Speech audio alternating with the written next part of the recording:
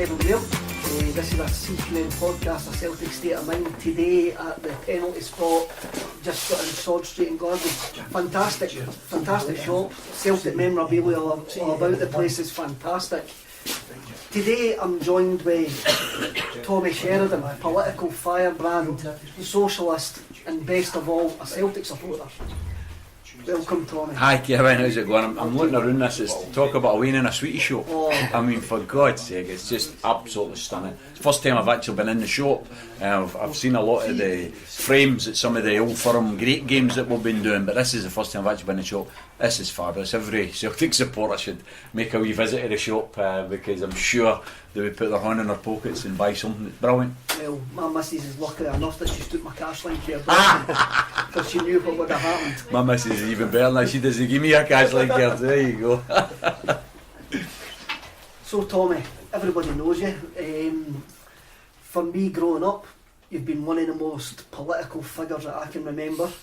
You've been there since the early 90s. How did your political upbringing start? It's an interesting one, Kev. I'd say my wee mum, who I was just away seeing there, I was telling Frank before we come on this, she's not been keeping very well over this wee period, so I've had to go up and see her quite a lot. But she's probably the political inspiration for me in my life. My mum, like many women for governing days, left school 15, no qualification. She worked in pubs most of her life, she had cleaning jobs, and I was born in Govan and moved to Pollock when I was 2 years of age in 1966, and in those days she had 2 and 3 jobs, as most working class women did have, and trying to keep the family going, and over her work in the pubs she began to get angry about the way the staff were getting treated, because the staff were getting rubbish wages, they were getting told to work late when there was no warning, they were getting told to get their own way home even when after they're working late, and getting home late at night for a pub can be dangerous. So she started getting involved in the union. She joined the Transport and General Workers Union, and within a short period of time she became the steward, and then the union wanted her to become an organiser, and they wanted her to organise the bar staff. And there's an interesting wee story that goes with it, because in the late 70s, when she was trying to organise the bar staff, all the big breweries, Tennent's, Caledonia, no far from here, they refused to recognise the unions. They said, we're not recognising unions. So my mum organised a strike, and the brewers were laughing at her, because they were saying, what are you talking about, a strike? You're never going to be able to pick at all the pubs. If people can't get into one pub, they'll just go to another pub. But what they hadn't understood is my mum wasn't going to pick at the pubs, she was going to pick at the breweries, because in their days the lorry drivers were all unionised, and they wouldn't cross the picket line. So within 2 days they won the strike, they got recognition, and they managed to get a proper rate of pay, and they managed to get proper overtime, they managed to get taxis home after work. Loads of wee things which by and large you look back and might think are small things, but in their days they were massive things, and all of that was happening while I was a wee boy growing up. My mum was always going to meetings, She has a go at me actually when we're talking politics, because she says, when you were younger, you told me you were going to get rid of the unions, because she kept going to all these meetings. She also says that I was going to buy her a taxi when I was older, because she was always waiting in a taxi to take her to meetings. So a lot of that was dead important. And then when she was in that position, I want to just tell us a little wee story, because that had an effect on me as well. She became involved in something which frightened me as a wee boy. She became in something called the Battered Wives movement. And this was a movement to try and get refuge for women who were fleeing violence, domestic violence. Now in those days there was nothing, and my mum was instrumental in getting the Transport and General Workers Union, which was a massive union, massive funds, and they backed the campaign for the building of the first women's refuge. But I was scared as a wee boy, because my mum used to get calls in the house for females that were getting beat up, and my mum was going to the houses. She was going there to get them out the house, and I was terrified as a wee boy, because I thought my mum's going to get a doing and all that, and I'd never had my mother and father never had a crossed words, but there was never any lifting of hands or anything, so it just was alien to me getting brought up, and I was really, really worried about it, and I was always frightened about it. But then the Battered Wives movement evolved into Women's Aid, and it's now known as Women's Aid and became a massive organisation. And I'm very, very proud that my mum played a role in all of that. And that, she's always been an absolute lionheart in terms of courage. And maybe her radicalism and her ability to stand up to authority, hopefully some of that's rubbed off on me. I'm nowhere near her stature, but hopefully some of it has ran off on me. I mean, I remember 1972 sitting on my ma's knee because I used to put all my wee sojies out in the flare and fight wee battles with the sojies. And there was this night that my ma says, "Oh, you can't do that because the lights are going out." And of course, it was a power strike, right?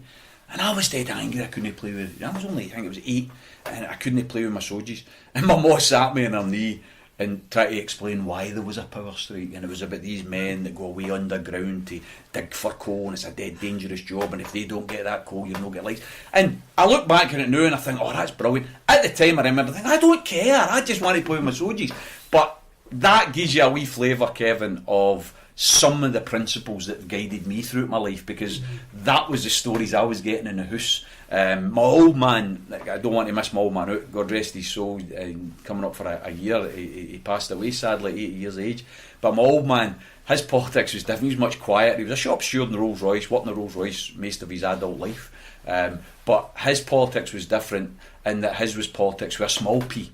Because my old man, once I started playing football at 9 years of age, started playing with Pollock United Boys Club, and my dad started coming to the games. Now up to then I'd went to all the games with him because he was a St Brendan's supporters club, Linwood St Brendan's supporters club member. We used to get picked up at the Argosy pub over in Pays Road West, and I went to all the games. I saw 7 in a row, 8 in a row, 9 in a row, all the seasons. Big Bully, Jim Brogan, Vic Davidson. Go back. These players were when I was a wee boy. I used to always be amazed at Jim Brogan. We used to wear his shorts. Frank will remember. He used to pull his shorts away up high in his body. He was dead freakish almost, but he was a great right back. Then Danny McGreen came in, absolutely fantastic. But those years were all about going to watch a football, and then I started playing football, and my dad started coming to watch the games. Obviously, like any other son or any other father, he wanted his son to become a Celtic player. He wanted to play football. So he started to take the boys club, and for about 15 years thereafter he became the manager, and then he became the president. We had 9 different teams for all age groups. So his politics was organising Pollock United as a boys club, and any of the boys that have ever played with Pollock United will tell you, without that club in those days, loads of us would have been involved in all sorts of shenanigans, because we were all working class, brought up in a big housing scheme, but every Monday, Wednesday we had our training, Friday we had our discos, Saturdays and sometimes Sundays we had our games, and that gave us a bit of discipline. It gave us something to look forward to, and it gave us a bit of community, and it's guys like that, take my hat off to them, who still do it now, and all the boys clubs all over Glasgow and Scotland, they put community into communities by bringing young kids together and giving them something back. And nowadays I was invited to do a presentation of a club over in Darnley in Pollock just before Christmas. Frank came. Can I ask you one question, Tommy? I'm going to praise you for a wee minute, because Frank was coming over because we were going to an event. Was it a meal or something, Frank? I can't remember, but I asked Frank to come over early. We're going to a poker tournament for Spirit Aid. We're going for a poker tournament for Spirit Aid, the charity group, and Frank was coming to it, and I'd asked him to come a wee bit early. Now, as it had happened, the club that I was going to, they had been let down by a player who was supposed to be doing the presentation at the last minute. Now, I'd already made the arrangement for Frank coming to my house, and we were going to get a wee bit of lunch and then go to the poker game. But I asked Frank to be there nice and early and all the rest of it. And I didn't want to say to him, listen, we're going to go and do a presentation, because just in case, because Frank doesn't like all that stuff. I mean, he puts a lot back into the community, but he hates being in the limelight and all the rest of it. So I thought, he might be posted. Anyway, he came along, and sure enough, he came along with me. We went out to Nitz Hill, and the only problem was, it was a massive event. There was probably about 200 or 300 kids and family there, but unlike our day, Frank, every player got a trophy. so whereas Frank thought he's giving out the player of the year, there was 16 trophies for each of the 3 teams. It was brilliant. But anyway, sorry Frank, what's your... There was people getting for being at the most games, taking the most errors in the game and all that. And that was that. It was amazing. Turning up at training. I didn't know what to say to the guy when he came up, you know. But I just want to ask, I had a wee problem earlier on when I was talking, did your dad have a coaching badge? No. Thank you. No, that's a good point, Frank. Did he make a good... It's a great point, Frank, because not only did he know of a coaching badge, but my dad's philosophy was get it up the park, get it up the park. And the point is, that's the way they guys played football. You know, clear your lines, and then when you get it into their half, then you can dribble, but don't pass it into the back. But for what they didn't know about the game, they gave much more in terms of their commitment. That's the point. Their commitment. All my mates, you know, they make the point. The only reason I go to a game was because my dad ran the team, right? but it wasn't as simple as that. It wasn't as simple as that. It wasn't just that he ran the team. It's that every Friday night he was there at the Cardonald Laundrette next to the Argosy. My dad used to light a wee pipe. He never touched. We never went into the pub. Every Friday night I'd go out and help him wash the strips, and that's what guaranteed my game the next day for Port United. But no, that you've asked about my influences, Kevin. To go back to the point, I know you've asked a question. You've seen yourself. What was the question? But the point is that was the influences, Kevin. That's what shaped me as an individual and somebody who believes in community and believes in the working class. I love talking to somebody who also was up on a supporters bus, whose formative years were spent on a supporters bus. I'm a big advocate of supporters clubs. Gone on the bus, gone to the football of the game, gone to the football, being on a bus, and it's a sense of community. And more you see that getting lost now. There's pubs falling by the waysides, there's wee welfare clubs falling by the wayside as we go, and that sense of community is now, it's getting fragmented. When your dad setting up the boys club and stuff like that as well, these guys are I see guys week in week out who run supporters buses with maybe 60, 70 guys on it going to a game of football, and it's like herding cats at times, and it's a labour of love, but it's because they have got a sense of community and a sense of wanting to give them something back that they do it. I do it myself. I'm not blowing my own trumpet there, but I do it myself, and there's a lot of unseen work. I suppose political stuff like that as well. Meetings. It's hard. It's nothing's easy. You know, the philosophy in life, anything that's worthwhile doing, it's hard. You know, if it was easy, everybody would have a beautiful, successful life. Life is hard itself. One thing I want to say, my old man never set up Port United Boys Club because it had been set up years before in '67. But old Mr. Little, who lived next close to me in Linthall Road in Pollock, he was the first guy to see me playing in the grass triangle and says, why don't you come down to the boys club? So people like that deserve to be mentioned as well. But one thing I wanted to just, the nature of my old man in terms of this being involved with the supporters club, the St Brendan's dances and going with that was fantastic. And for me, as a wee boy, you went on the buses and then you used to arrive. I don't know if you'll remember this. Anybody that's I'm 50, coming up 54, and anybody at that age will remember this. When you used to park the supporters buses and you get off, and the carbon monoxide was unbelievable, because every bus was parked there and everyone had their exhaust fumes and everyone was going, and you're breathing all this in, walking to the games. No wonder we're all mad now. But the point of all I wanted to raise was, this was something that touched me, and again, hopefully it's given me a decent philosophy in life. My dad had a big tattoo when I was growing up, and going to the games, and it was a big crucifix on his forearm. And I remember after about a year of running the Port United under 10s and then under 11s, he took us right through under 18s. My dad went to Eddie's tattoo artist in the Toon there and got a tattoo put in top of his tattoo. He got a big eagle put in top of it. And I says to him, what's that about? And he says, oh son, it's mixed. I don't want to give the wrong message to some of the boys. And I thought, at the time I didn't really think about it much, but now I think back and I think, you know, that's brilliant, because he didn't want to make the club appear to be just for one set of boys and no fillers, because, you know, I was listening to what Frank said earlier actually, and I thought it was spot on. I don't think there's anybody being brought in a working class community in Glasgow or Scotland who doesn't have friends from a Rangers community, a Rangers culture or whatever. You know, some of my closest friends, my mate Monty, big Rangers fan, and you know, and I had it against him all the time, and we used to fall out every single time there was an Old Firm game and the rest of it. But I'd go to war for Monty, and I think Monty would go to war for me, you know, and I think that's important that we bear that in mind. Yes, we're faithful through and through.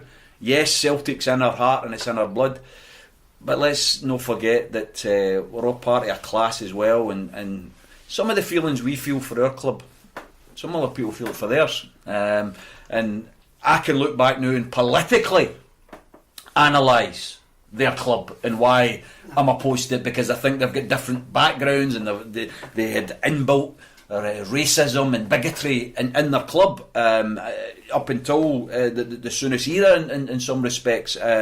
Some of people would say some of that still exists, but you know, all of that I'm bringing that. I was so proud of Celtic until, and this is something that I've documented in the past, because I fell out with Celtic, Kevin. I did fall out myself in I think it was 81, and it was the Mark Walters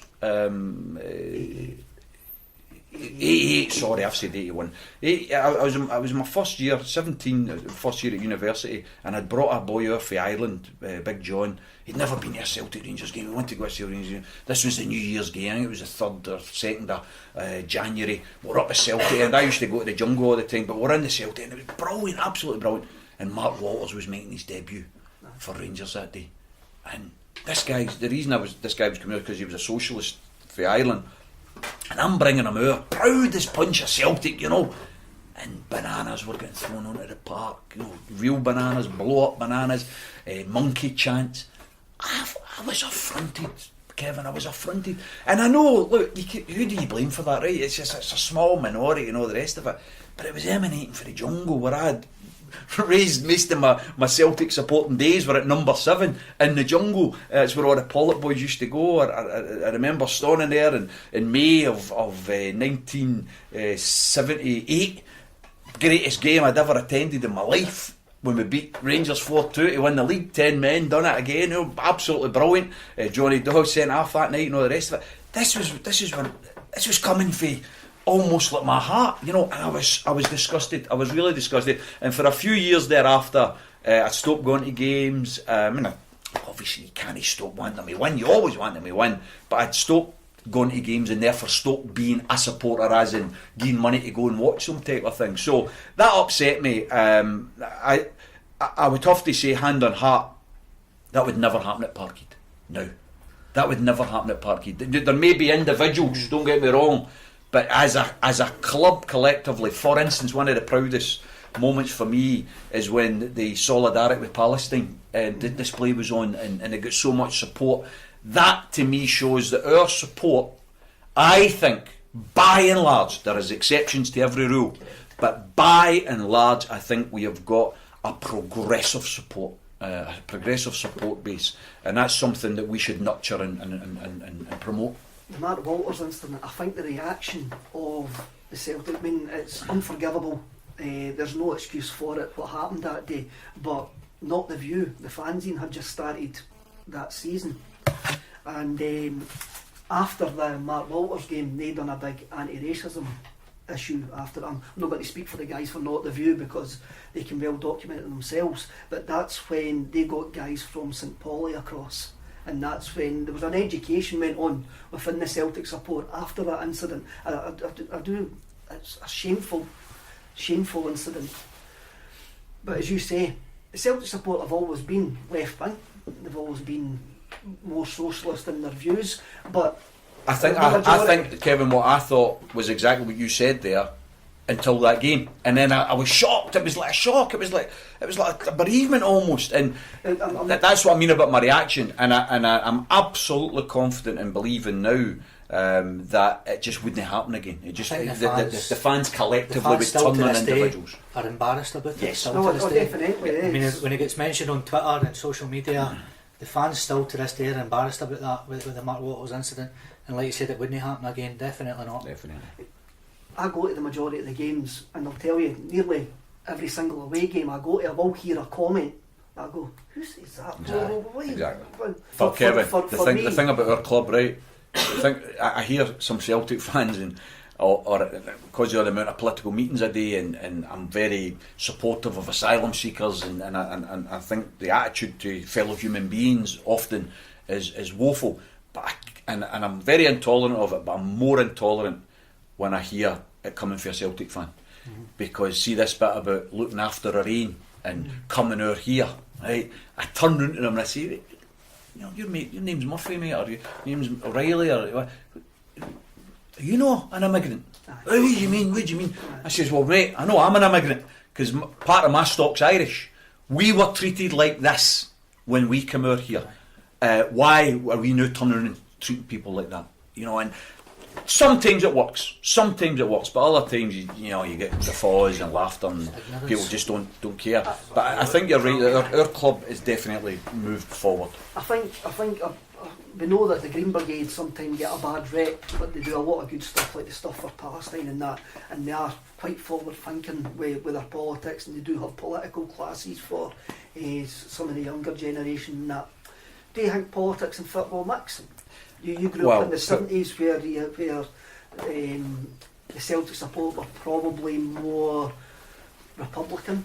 Put it this way, Kevin, specifically, the idea that politics has got no place at Celtic Park is the most ignorant comment that could ever be made. And when you hear some people, maybe the high Hegians, who, let's face it, money's more of their motivation than loyalty to a club, I think to myself, go and learn your history. Republicanism was part of Celtic's infancy. The whole Brother Walfrid stuff, the whole idea of feeding the poor, putting food in the tables of the poor, if that's no politics, what is? And that's why that club was set up. And thereafter, the Irish connection was very much part and parcel of Celtic's history. The tricolour been flowing in its very early years at Parkhead. All of that is our culture. Now, some people maybe want to bend the stick away too far, and that's fine. You have an argument and you have a discussion, you have a debate, but to say that it's not got any role in our club and in our heritage is just wrong. It's just rubbish. And to me, this idea of sport and politics, I think it does mix. Personally, I think it does mix. I think if sports individuals hadn't refused to travel to South Africa and compete in places in South Africa, apartheid might still be ways. I think if the brothers hadn't raised their fists at the Olympics in 1968, then we might still have had even more ignorant racism in America than we've got now. The idea of Jesse Owens winning in front of Hitler was a political statement. It was a blow against fascism. All these things in history are all part and parcel. I read a wee story recently. I feel really rotten about this because I can't remember the boy's name. But the boy used to work with TalkSport. He's Irish, but he brought most of his life in Liverpool. And the son took over TalkSport and he resigned. Colin Murray. Right. Now there you go. Taking the example a wee bit further about sport and politics. There's a guy who gives up his bloody employment because News International takes over a station, and he, with his heritage, particularly the Liverpool support, refuses to work for that company. I think that's brilliant. And now I'm hearing that certain football clubs, I think Liverpool and Everton, have refused facilities for the Sun newspaper and News International. I think brilliant. Absolutely brilliant. Why should they know? So the idea that politics is somehow a big alien wall for sport is just garbage. You've even got at the moment Pep Guardiola wearing the yellow flag for the Catalan. Brilliant. Absolutely brilliant. And you know, it's actually, you know, sometimes you get a superficial attitude because you don't know a lot of people. And I used to always listen to wee Mourinho's talk and philosophies and think, it's quite funny, but then he had a wee go at Pep Guardiola recently, and now my opinion of him fell because wee Pep was out there with a yellow ribbon. And by the way, even risking arrest, there are some people in Spain saying that Pep Guardiola, there's an international arrest warrant should be issued because he's shown support for the Catalan. So from my point of view, fair play to you, mate. And when Barcelona trounced Real Madrid a couple of weeks ago, I was over the moon. Absolutely. I always want Barcelona to beat Real Madrid, but it had a great taste to it this time because it was almost like Catalan against Madrid in terms of the political scene, and they beat them 3-0. Brilliant. We've also got the James McLean issue with not wearing the poppy. So again, it's, I mean, why would the guy wear the poppy, for what's happened to his local people? A few years back, there was a programme, I can't even remember the name of it. So Elaine Smith was the host of this TV show. It must have been about 2002 or 2001, something like that. I was an MSP at the time, and Elaine Smith had invited me on as a guest, and it was in November, and I, it was BBC, and you show up and they've got these red poppies, and I said no thanks, I've got my own, and I had my white poppy on, and I wore my white poppy, and I did the interview with a good laugh and the rest of it. I got absolutely slaughtered afterwards. Daily Record, the Scum paper, all giving a go, unpatriotic, blah blah blah. And the worst thing was that I was insulting the memory of those that had lost their lives.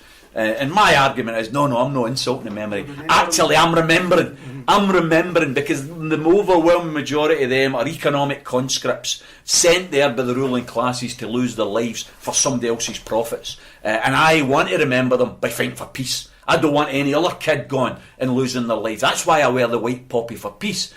So when I read about James McLean getting slated, I say 100% back you 100%. Now, I'd love to see Celtic take that up. I'd love to see them not refuse to wear the poppy, but why don't they wear the white poppy? Or why don't they wear both?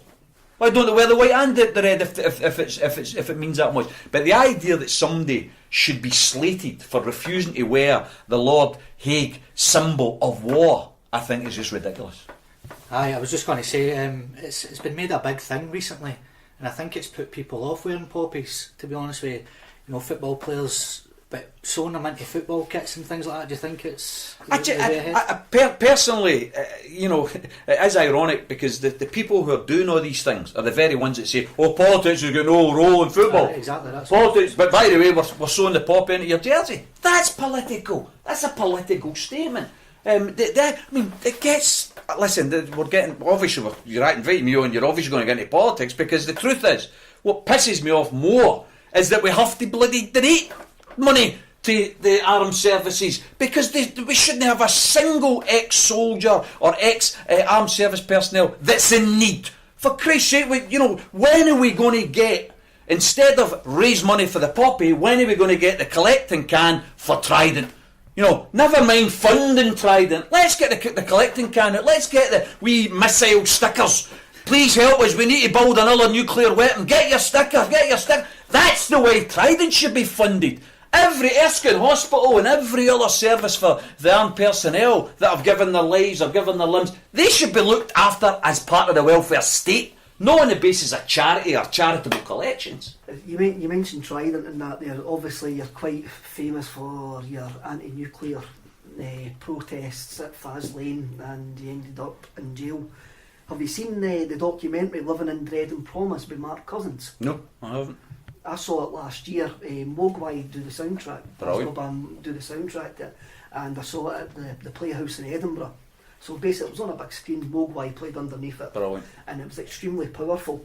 And when I walked out that night, I remember saying to my cousin, who I was there with, going, if the campaign for nuclear disarmament were outside signing up folk just now, it says they would have had 2,000 folk signing up after watching so powerful. After watching this documentary.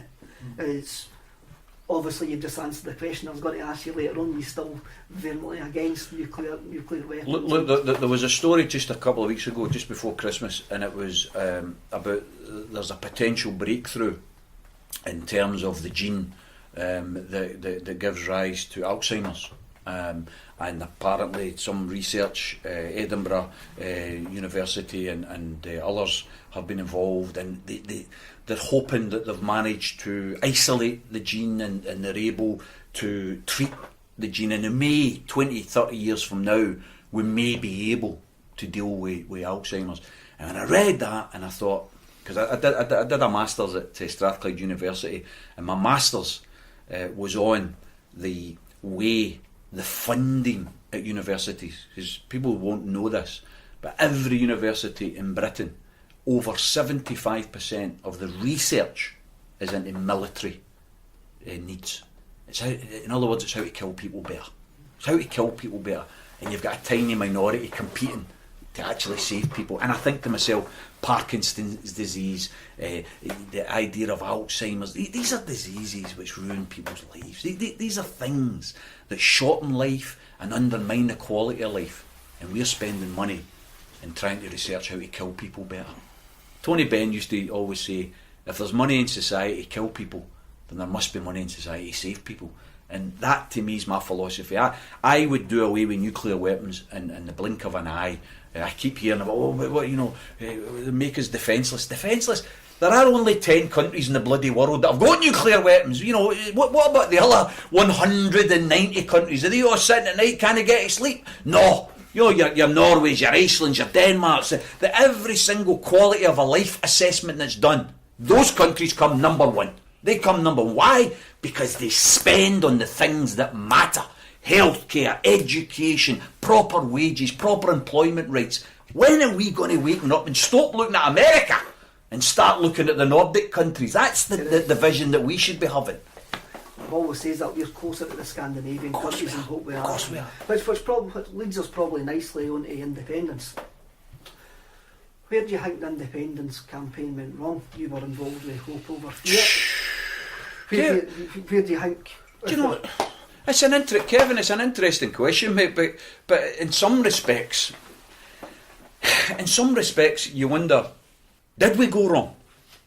I was looking at some of the details here, because I was doing an article recently for Hope Over Fear, and I was looking at the opinion polls of September of 2013. It was a big series of opinion polls, the Scotsman newspaper, the Guardian, and it showed that support for independence had fallen at the time, 2013, to its lowest since the foundation of the Scottish Parliament in 1999, and it had fallen to 23%.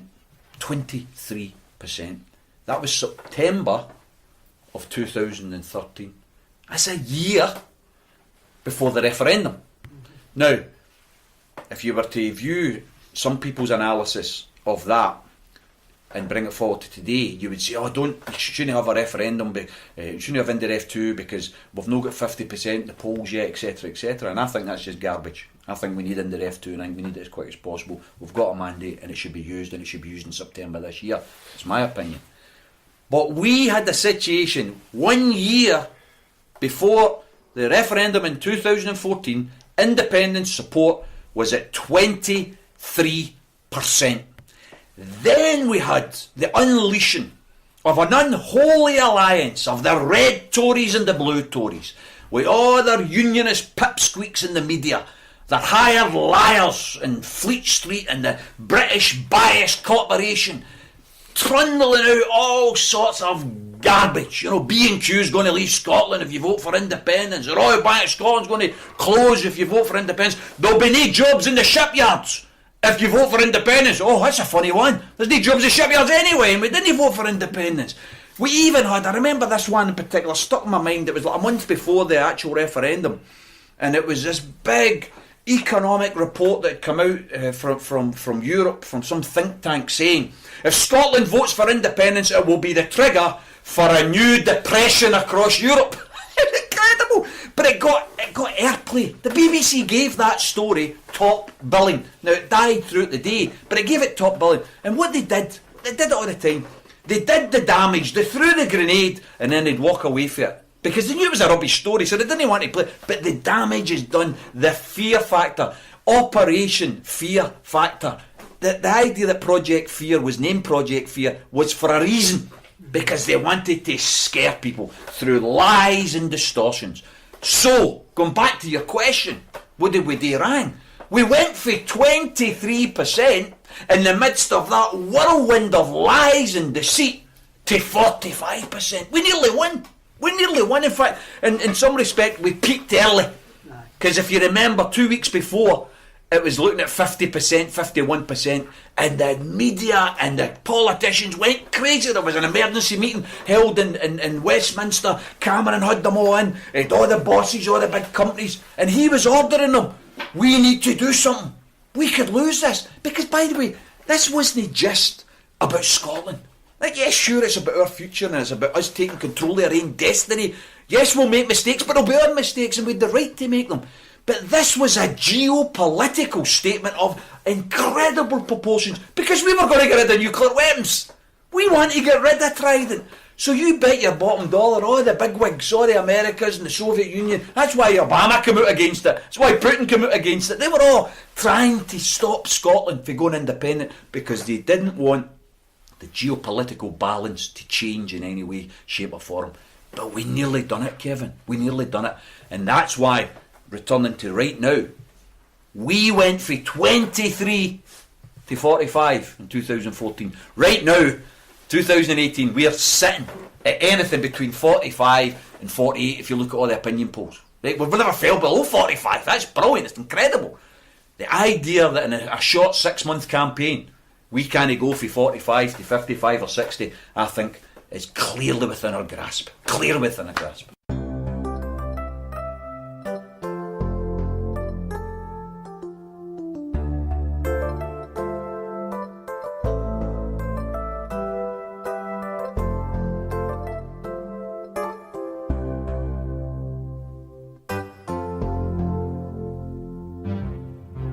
The higher you build your barriers, the taller I become. The farther you take my rights away, the faster I will run. You can deny me, you can decide to turn your face away. No matter, 'cause there's something inside so strong. I know that I can make it, though you're doing me wrong, so wrong. You thought that my pride was gone. Oh no, there's something inside so strong. Oh, something inside so strong.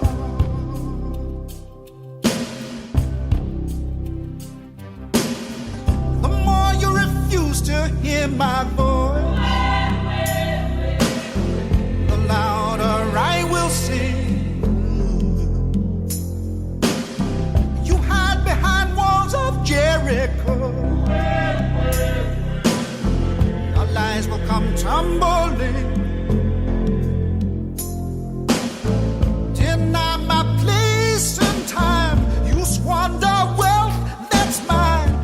My light so brightly it will blind you, 'cause there's something inside so strong, so strong. I know that I can make it, though you're doing me wrong, so wrong.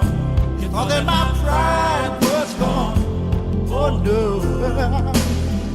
there's something inside so strong.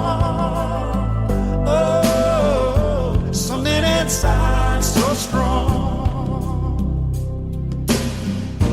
Brothers and sisters, when they insist we're just not good enough,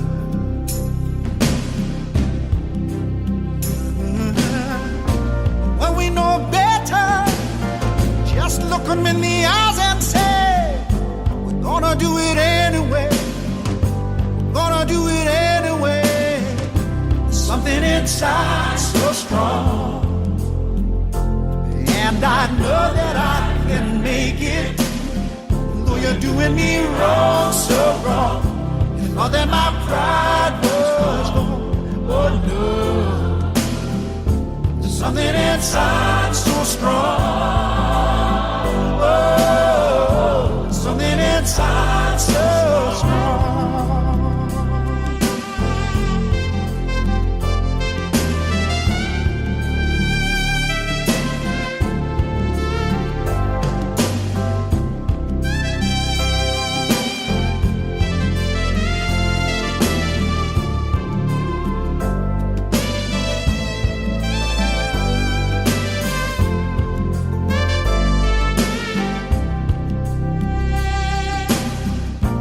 Brothers and sisters, when they insist we're just not good enough,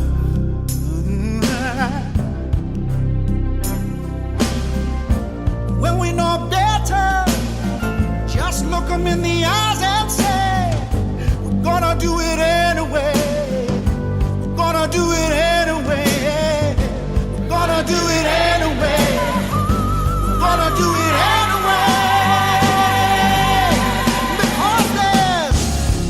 Inside so strong, something inside so strong. I know that I can make it. Are you doing me wrong? You thought that my pride was gone. Something inside so strong. Something inside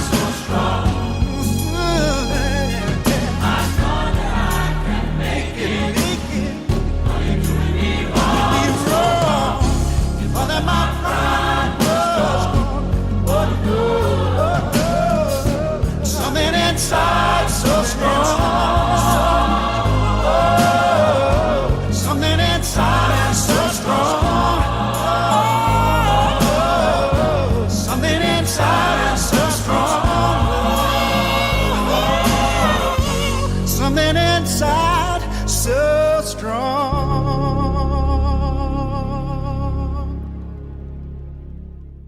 You mentioned Project Fear there, and we've got the Brexit going on, and you were part of a group called No to the EU. Yes. What's your thoughts on Brexit? European Union, to me, the European Union as a body is a big business club. It's there to promote big business. If you look at the articles, and the Copenhagen Treaty is one of them, in order to join the European Union, you must first and foremost accept the free market economy. You must accept that you've got a free market economy, and you must accept that you'll promote a free market economy. As socialists, you've got to remember, socialist countries wouldn't be allowed to join the European Union because of the public ownership.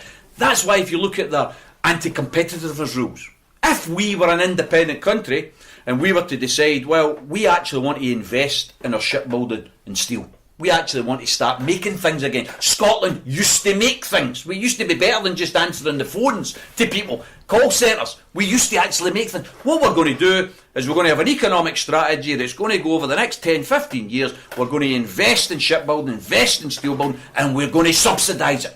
We're going to actually give them orders for buses, for trains, because we're going to actually run the buses and run the trains. So we're going to order these units and we're going to have them built here in Scotland. We're going to increase trade, ferry transport. We're going to build ships again. European Union may say, no, you're not. No, you're not, because you're not allowed under anti-competitive rules. So the European Union is a block to socialism, is a block to social ownership.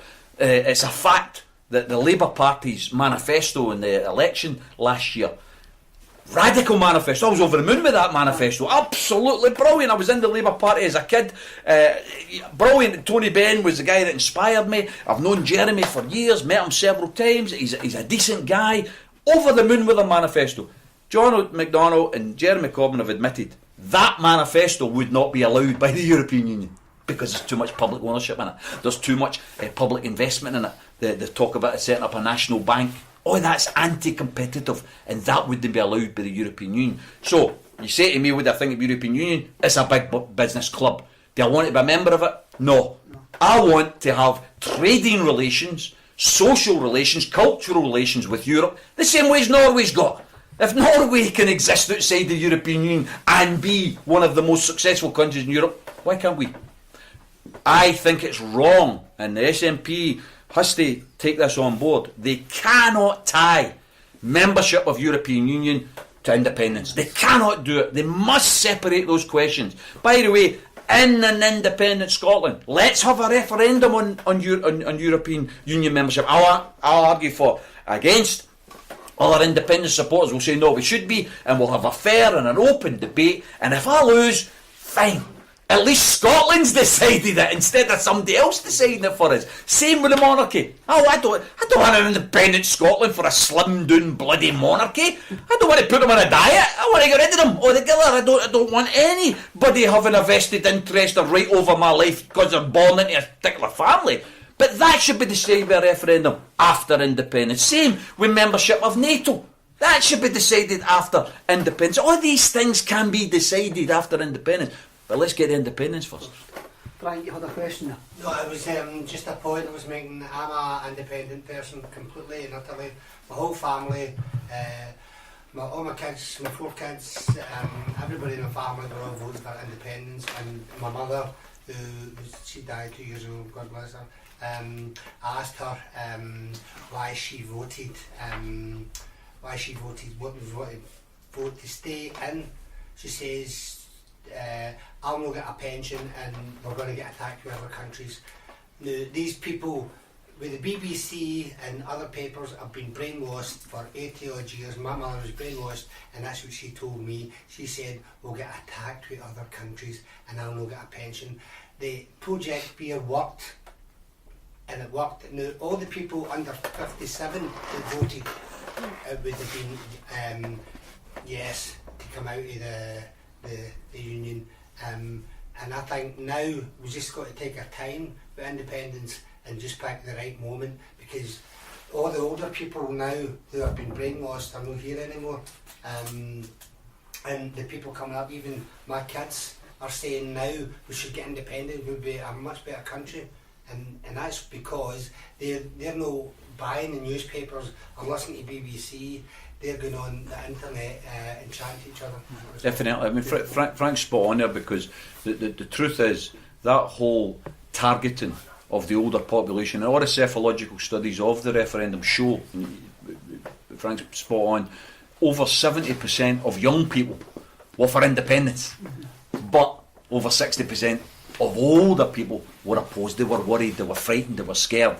We have now on record those campaigning for the no vote, phoning pensioners and warning them, well, if you vote yes, you're going to lose your pension. Absolute damn lies. But here's the thing, and it's to do with what Frank says about Project Fear worked. He's right, it did work, but it's a one-trick pony. It's a one-trick pony. See the way the lies are blown up in their faces. Shipyard jobs blown up in their faces. B&Q, Royal Bank of Scotland, NHS. All these things, which apparently membership of the European Union, the only way to save membership of the European Union is to vote no to stay in. All of that's blown up in their faces. See the next referendum, and it'll be a shorter campaign, it won't be 12 months.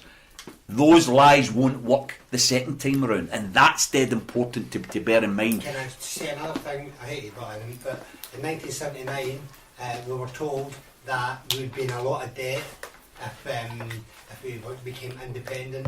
We were in very, very little debt in 1979, and although we got a majority, it had to be 60%. They said we'd be in so much debt. We're now in £1 trillion worth of debt, and we're not independent. The Tories have put us, well, all the governments have put us into that debt. If we had our own country, we'd almost certainly be in no debt. So that was another lie. Frank's again very much right. 1979, you'll remember it was a Labour MP that put a clause through Westminster called the 40% rule, and this rule was that it didn't matter if you win the referendum of 79, if less than 40% of the country actually votes, then it's null and void. Now, if you were to apply that to elections, loads of MPs would lose their seats because less than 40% of the electorate actually vote in a lot of elections.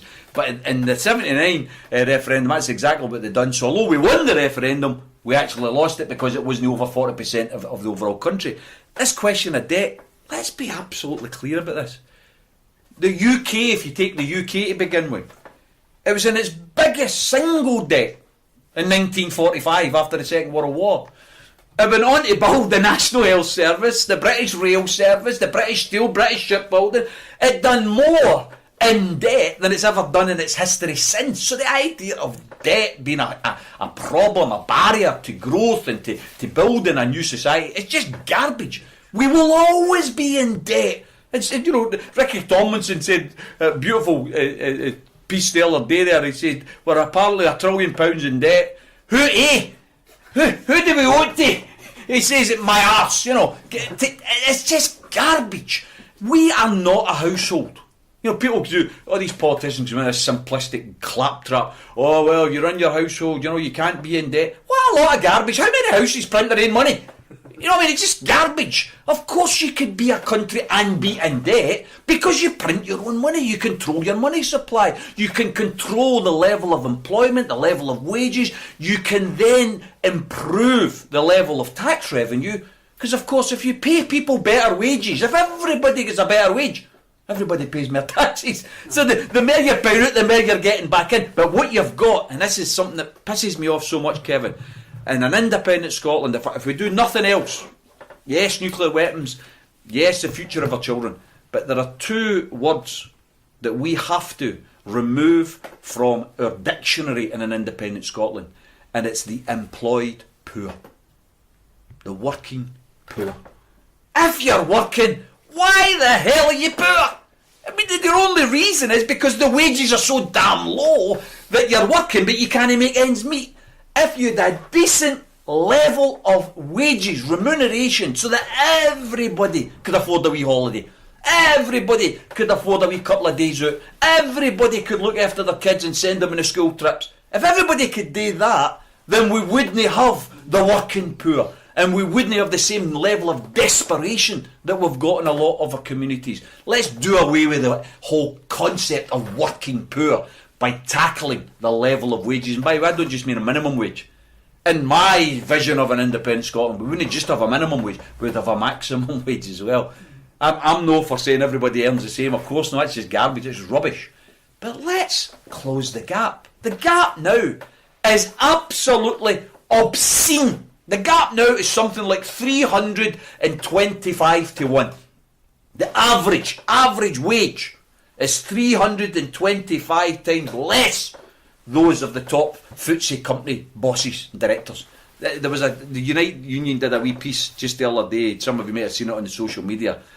Workers, in terms of industry, they're having to work a whole year to earn what a boss is earning in one lunchtime. One lunchtime. They work for one lunchtime, and they're earning what an average worker's getting in a year.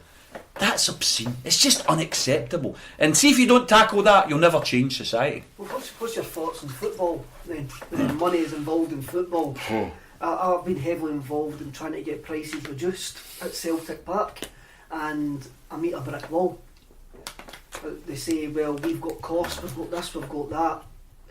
Folk pay the price. We go to away games, we're charged £1 or £2 more than any other fans that go to these grounds as well. Again, they say, well, you pay it. For me, I'm like, well, just because we pay it doesn't mean it's right. Absolutely. Kevin, it's a big tough nut to crack. Some people will say, I remember being attacked actually when I was in the Parliament and I got elected in '99, and then in the 2003 election we launched our manifesto for that election, and part of our manifesto was a £10 an hour minimum wage, but it was £100,000 maximum wage, and it was the idea of trying to start with a 10-to-1 ratio. You know, so if somebody earns 10 times more than an average worker, they're still well off. They're not poor, right? And some people at the press conference, the media were saying, "Oh, what would you say? Oh, the footballers, the footballers are earning all this money." And I said, "Well, I tell you what you need to do with footballers and with other people in the arts, like actors and actresses. What you would have to do is you would have to have an equation that works out the lifetime of a worker compared to the lifetime of an actor or the lifetime of a footballer or a sprinter or a tennis player. The truth is, they deserve a different formula. But This is the point. We saw what happened with Rangers and their EBTs. We saw how they cheated in order to win trophies and win awards by refusing to pay taxes. Because that's effectively what they did. They wanted to pay people under a table and avoid contributing to society. I've got to say, if the cost of us paying people at Celtic a right good wage, but it's no the millions and millions that are getting paid in England, I think we could still build a team. I look at the Kieran Tiernans of the world, I look at the Anthony Ralstons of the world, Calvin Millers of the world, all young players that are coming through. I don't think they are coming through and want to play for Celtic because they want to be millionaires. I think that will be a side effect of the pursuit of becoming good at their job. I think they want to play for Celtic because they want to play for a good football club and because they love the club. You think, I mean, I heard Frank talking earlier, and you think of some, I mean, I consider Frank a friend, but he's also a legend. I mean, guy's contribution to football, absolutely fantastic in terms of the goals he scored, in terms of the way he always refused to give up. He refused to give in. I mean, I was reminding him, I don't know if he remembers me reminding him of this actually, the legendary status came before he joined Celtic, because he actually scored in Jock Stein's last game as a manager as well. He scored for St Mirren when they beat Celtic 3-1, and it was Stein's last game as a manager that season of 78. In fact, probably that goal that secured them the move with Big Billy, although I think they wanted him for a while. But guys like that, then they become millionaires. People like Bobby Russell. Bobby Russell was probably one of Rangers' best players. I was growing up watching European nights, players like Russell passing balls, actual pinpoint passes through defences and all the rest of it. Bobby driving a taxi, working for British Gas. These guys didn't become millionaires. John McDonald, same thing. These guys, in my opinion, are legends and legendary footballers. They deserve to be taken care of better, whereas some of our footballers now are taken care of too much. We've got the balance wrong, is what I'm saying. We've got the balance completely wrong. I'm not opposed to some of our best footballers getting the highest wages. Absolutely not. I don't blame But there's got to... No, you don't blame the individual. Kevin, it's like an old argument I have about council house sales. Hey, I'm opposed to council house sales. But are you going to tell me that you're a family that's lived in a council house for 25 years and you're offered it for 10 grand when it's worth 100? Are you going to tell me that family hasn't got a right to say, I'm actually going to buy it? I mean, just because I've got political views about actually it's privatisation because that was built for public stock, doesn't mean you can impose that on a family that's never had a break in their life. So it's a bit like you can't blame the footballer. But there needs to be, in every society, there needs to be a floor below which nobody falls. But there also needs to be a ceiling above which nobody goes. You can't just have a society where the sky's the limit for people, because it then becomes an abuse of power and abuse of privilege. And football in general, then, would you advocate like a pay cut like they have in America? Jimmy Hill used to get a hard time because he wanted proper regulation of wages and all the rest of it. He was known as a bit of a stickler for that type of stuff.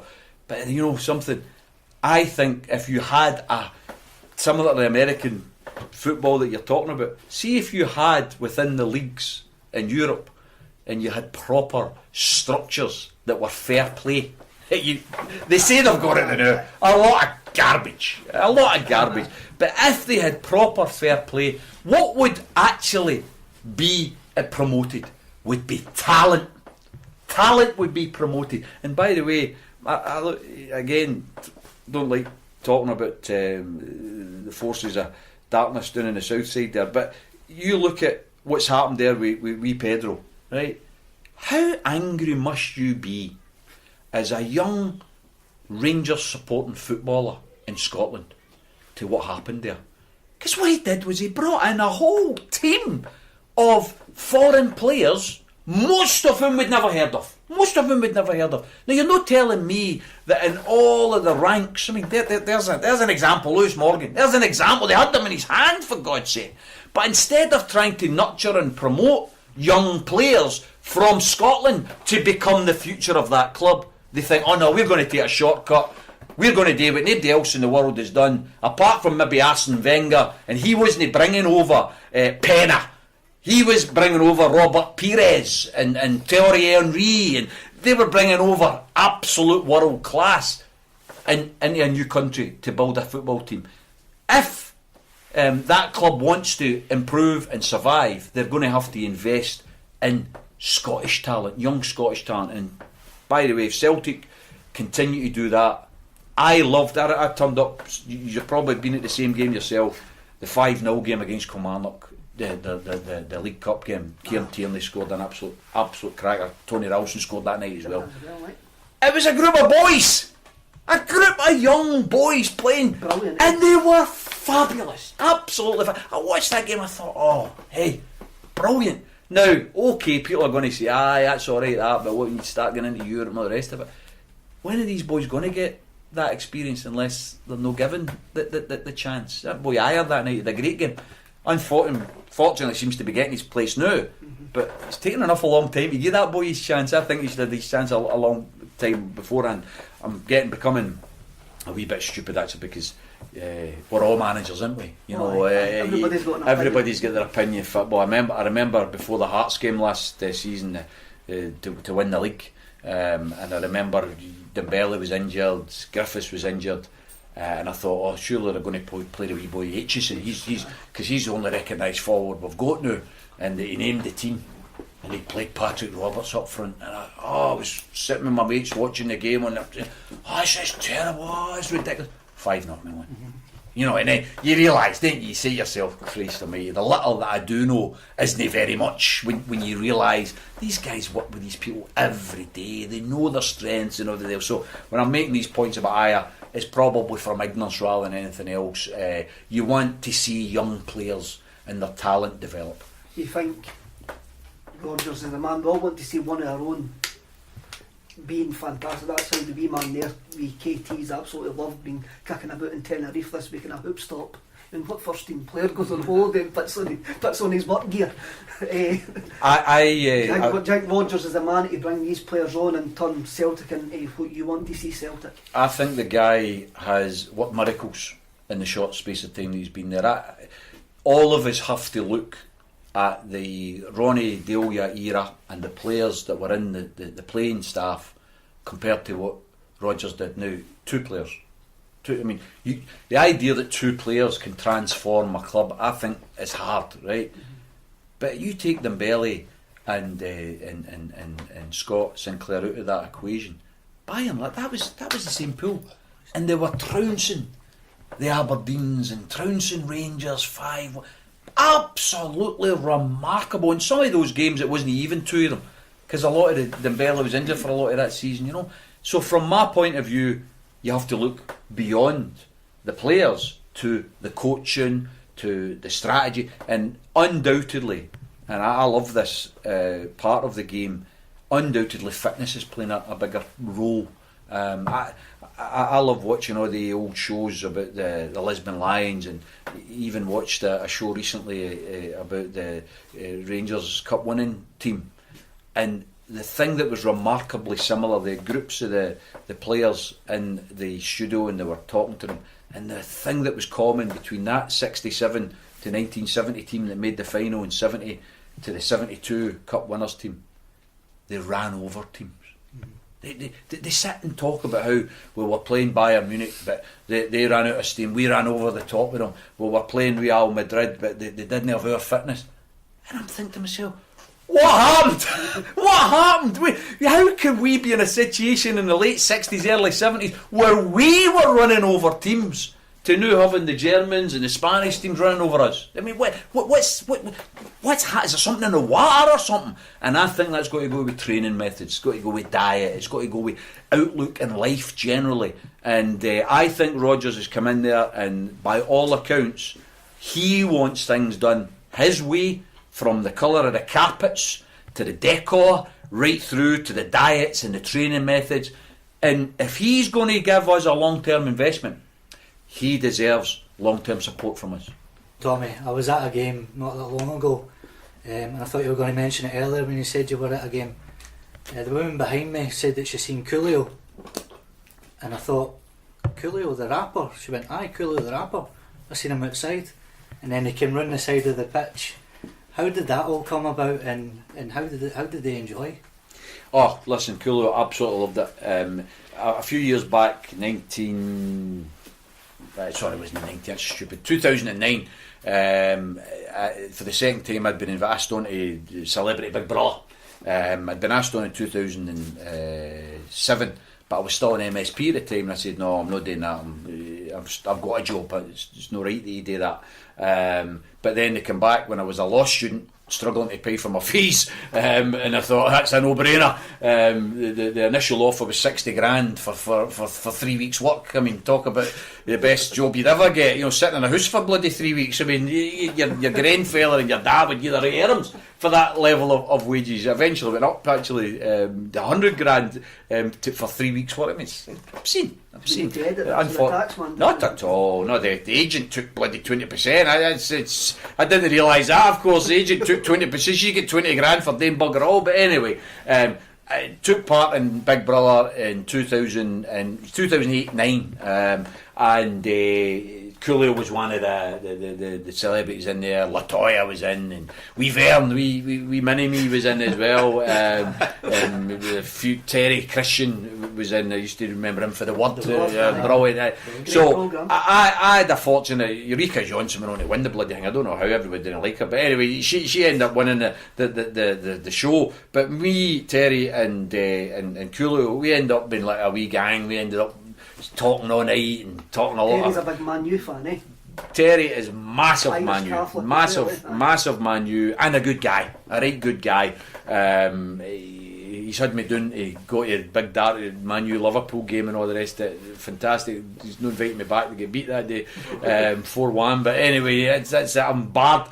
But he and Coolio and me, we were just having a laugh. And Terry and Terry came from some of the rough areas of Manchester, so we were taking the piss out of Coolio. He's going on about Compton and drive-by shootings and all that, and we're like, oh, for Christ's sake, whether he used bubble guns out there, we use knives and all that. It was just a piss take, because what happened is we managed to boredom's the biggest problem in that place, and we managed to get a bit of paper and roll it up and put something on it, and I made a ball. And we got the ball out and all that, and we had teams, and Coolio was inevitably in the other team, but he didn't like the tackles, so he started greeting him on morning and all that. So we then started taking the piss out of him about how soft he was and all the rest of it. So one time there was this day in Big Brother, and I'd went into the toilet it was this so-called luxury toilet, and I used to go in there and do some exercises, try and keep fit, sit-ups and press-ups and all that. And Latoya came in, and she's sitting talking away to me and telling me all about life. I knew nothing about her. My wife takes a piss out of me now. You get taken in with all that, because I'm like, oh, that's terrible and all the rest of it, because she was telling me about some of the things in her life, and I was like a shoulder to her to cry on. And then the voice comes out, "This is Big Brother. Latoya, for the next 5 minutes you must repeat everything Tommy says." So if I can remember, I think that was it. If I can remember rightly, I'd been talking about public ownership and all that stuff. What I'm thinking, that won't go doing too well. So I thought, I'm going to sing Flower of Scotland. So I sang Flower of Scotland. She had to sing Flower of Scotland, and then I thought, oh, bugger this, I'm going for Hail, Hail, So I started singing Hail, Hail. So she said Hail, Hail, and the next minute, your man Coolio, he comes in the door. What's that song? That's a brilliant song. Can I take that for the LA Lakers? I'm going to So that then started what I was Celtic all about and all that. So I was telling him all about Celtic, Terry was telling him all about Man United. So he's came over a few years and he's visited us at the house in Cardonald and all the rest of it, but he's never come over at a time. And there was a game, and then recently he lets us know he's coming out to do this Love the 90s concert or something. And here, does it no fall on the same day as the home game against Hibs. So the band that he was dead slow at letting me confirming that he was actually making it, but he confirmed it on late on a Thursday night. So I'm on the phone to everybody, and Parkhead saying sold out. I'm like, oh, you band, how am I going to get tickets? So I'm phoning up everybody I can think of, trying to get tickets. And fortunately, I knew somebody that used to work for Celtic TV. Celtic TV didn't need anybody to draw the draw yet. So I said, well, look, but Coolio, would they like Coolio to do it? And, we'll raise that tomorrow morning. So they had a meeting on the Friday afternoon, and I got a phone, yeah, listen, we'd love Coolio to do it. Brilliant. He said, it comes with 2 tickets. I says, great. My big buddy, Tommy Melville, he owns the Buddha Club and all the rest, and he says, Tommy, Magners owe me hospitality. He says, I'll go on to them, I said, oh, could you, because I don't want to go without my daughter and my wife, I always go with them. And he said, I'll leave it with me. So he comes back, look, I've got you the full booner, full hospitality, it's the meal, it's the drinks, the half-time host, blah blah blah blah. And he says, you know, you and Coolio. I says, listen mate, I don't think Coolio would go if I said, how no? He says, because you says you need to wear a tie. I says, you don't got a tie. And so he says, because you have to wear a tie, you go into this Magners thing. So what I did is I took the 2 Celtic TV ones for me and him, and gave the Williams to Gail and Gabriel, and they just, it was a waste of bloody time and money, because they turned up at 2:45 and went into the game, and Gabriel was all taken because Rod Stewart was sitting in front of her and all that type of stuff, you know. So they had a great day. We had a great day, and Coolio was absolutely legendary among them. I mean, fortunately it was a nice day, if you remember. Right. So when we were outside the grunt, everybody wanted photos with Coolio and all that, and he absolutely loved it. When I took him in, and we went, you know what it's like when you go into Celtic Park and you just go up the stairs and he just saw the stadium. It was, you seen his face light up, and he loved the Green Brigade. They were giving it loud, and I was explaining to him what the Green Brigade were, who they were, and all the rest of it. And then Celtic TV had made it absolutely clear, under no circumstances was I going to the park, because I think the high Hegians wouldn't be too pleased with that, especially criminal records and all the rest of it. So I says to Coolio, Coolio, you need to go. And he says, how? And I says, no, it's better you go down. I says, don't mention me and don't mention the Green Brigade, you know, just keep it. So he had to go at half time because he was doing a sound check at the Hydro. So he could only see the first half. We won at 1-0, so Coolio left at 1-0, right? And what happens is he goes down to the park, and somebody asked him the question, I can't remember, there's an interview. So Coolio, what brings you here? My old friend Tommy Sheridan. I'm here with Tommy and to see the Green Brigade. So the 2 things I'll say is not to mention. I was just pissing myself. And then of course he goes there, he starts doing laps down the park, doing the high fives. He absolutely loved it. He wrote this just before the new year saying, Tommy, I'll never forget it. It was the best experience of my life. So absolutely loved it. He goes back to America and spreads the word now as well, you know. So. Absolutely. By the way, see, look at all the photos that were taken. Aye. They're all over the web, everywhere, you know. So it was like the way I tried Celtic TV was the gangster's paradise. In paradise, you know, here's a great opportunity, blah blah blah. So it was brilliant. Well, I think that's brilliant, because we usually end the podcast on a song. So the song that's going to end this podcast is going to be Gangster Paradise. Brilliant. So, excellent. Tommy, you've been absolutely magnificent, loved passionate and brilliant. Thanks very much. Pleasure.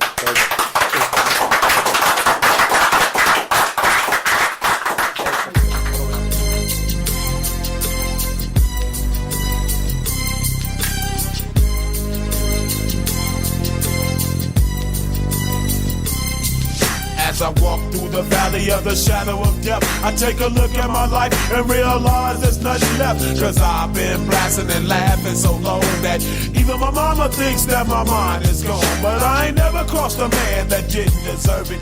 Me be treated like a punk, you know that's unheard of. You better watch how you're talking and where you're walking, or you and your homies might be lined in chalk. I really hate the trip, but I gotta low.